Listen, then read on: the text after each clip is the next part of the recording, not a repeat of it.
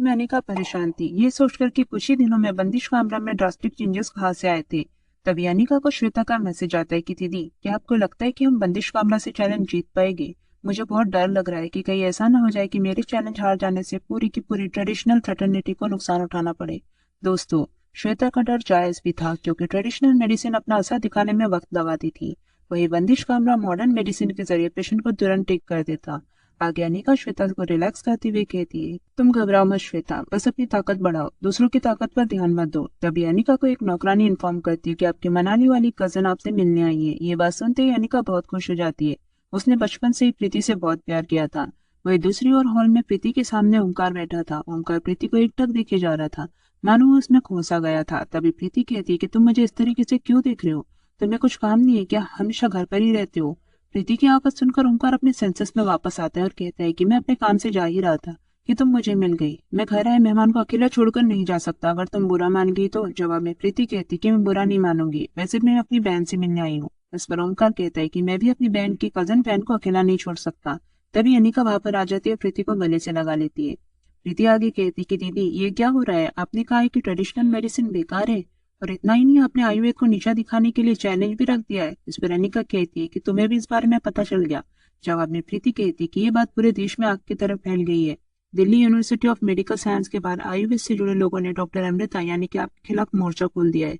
उनकी मांग है कि आपको यूनिवर्सिटी पैनल से हटाया जाए। उनका कहना है कि जिस आयुर्वेद ने हमारे देश का नाम पूरी दुनिया में रोशन किया है, उस आयुर्वेद के बारे में गलत बोलकर आपने हमारे देश को नीचा दिखाने की कोशिश की है।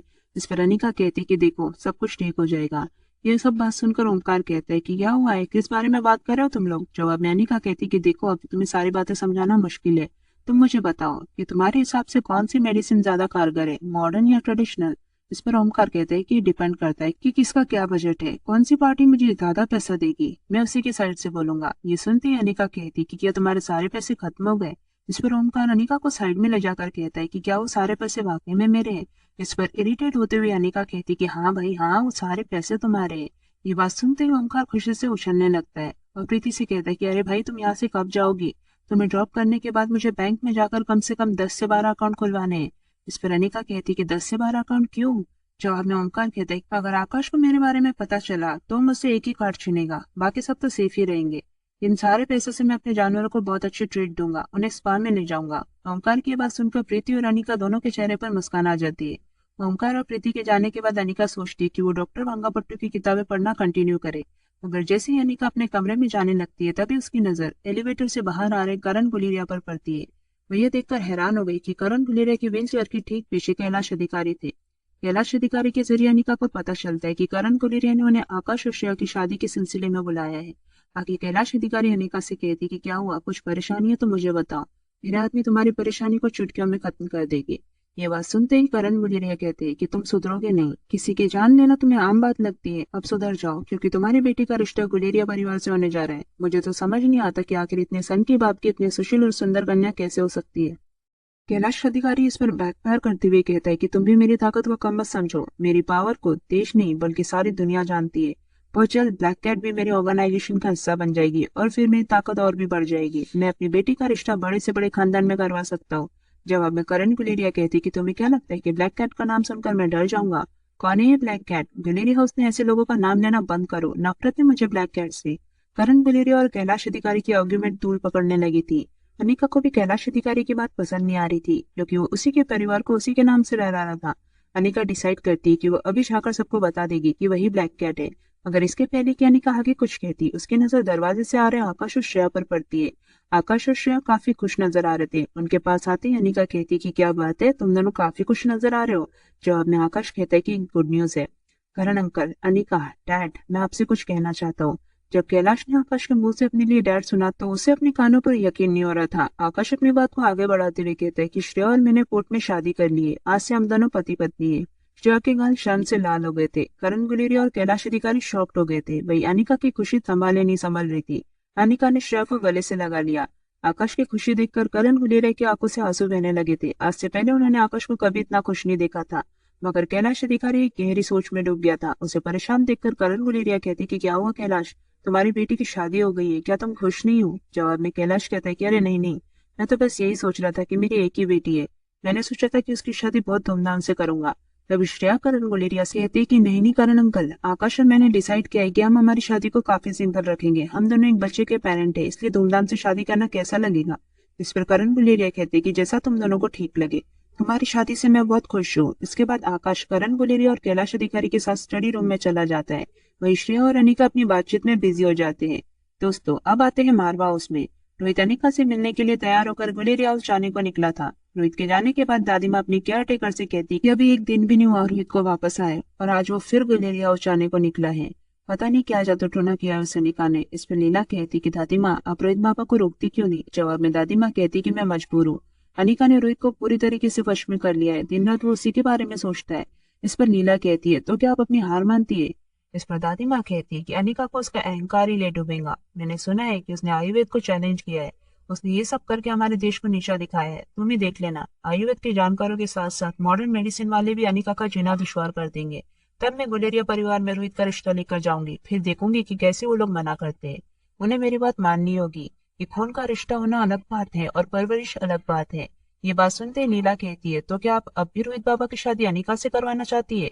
इस पर दादी माँ अपना सर झुकाकर कहती कि मैं मजबूर हूँ। अगर मैंने ऐसा नहीं किया तो हो सकता है कि वो लड़की रोहित के साथ साथ मारवा खानदान के वारिस को भी हमसे छीन ले। लीला तुम तैयारियां करवाओ, कुछ ही दिनों में हम एक बार फिर रोहित का रिश्ता लेकर गुलेरिया हो जाएंगे। दोस्तों अब आते हैं रोहित के पास। रोहित रिया और आर्यन के साथ फोन पर बात कर रहा था। बच्चों का फोन स्पीकर पर था। रिया रोहित से कहती कि डैड ये मैरिज सर्टिफिकेट क्या होता है। आकाश मामा ने मैरिज सर्टिफिकेट खरीद लिया है और अब वो श्रेया मासी और पिंकी के साथ खुशी खुशी रह रहे हैं। ये बात सुनते ही रोहित के चेहरे पर मुस्कान आ गई। तभी आर्यन भी कहता है कि डैड आप तो इतने बड़े बिजनेसमैन हो, क्या आप एक मैरिज सर्टिफिकेट नहीं खरीद सकते जिससे कि हमारी फैमिली भी एक साथ खुश रहे।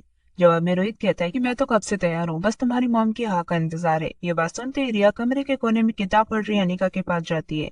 अनिका बेहद फोकस के साथ किताबें पढ़ रही थी, मगर स्पीकर के जरिए उसने रोहित की सारी बातें सुन ली थी।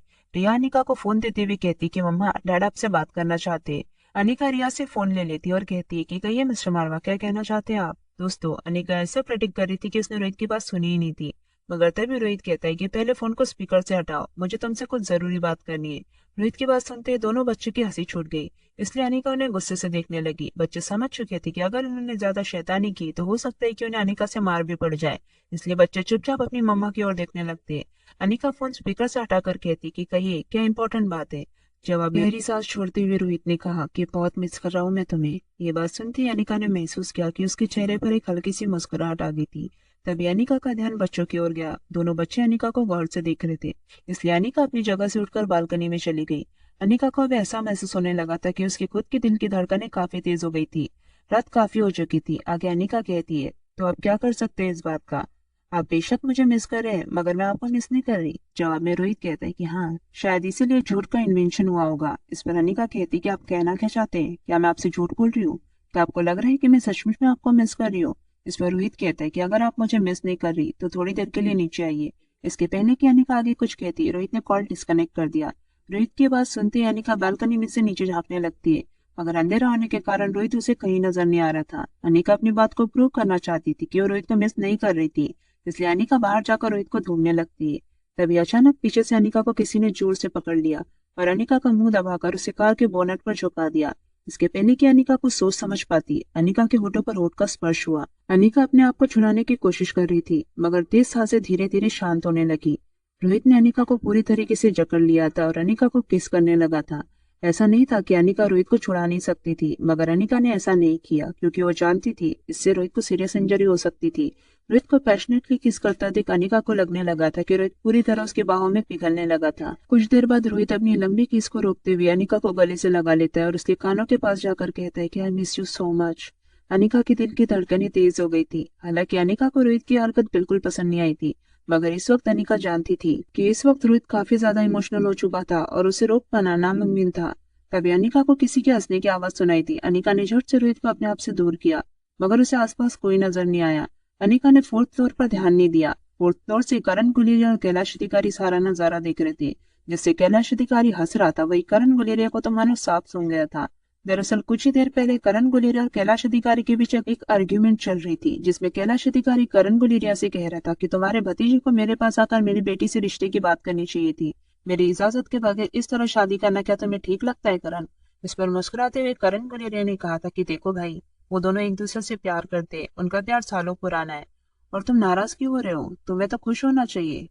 आकाश एक अच्छा लड़का है और एक नामचीन बिजनेसमैन भी है। तुम तो ऐसी शक्ल बना रहे हो जैसे कि तुम्हारी बेटी ने किसी नाकारा निकम्मे से शादी कर ली हो।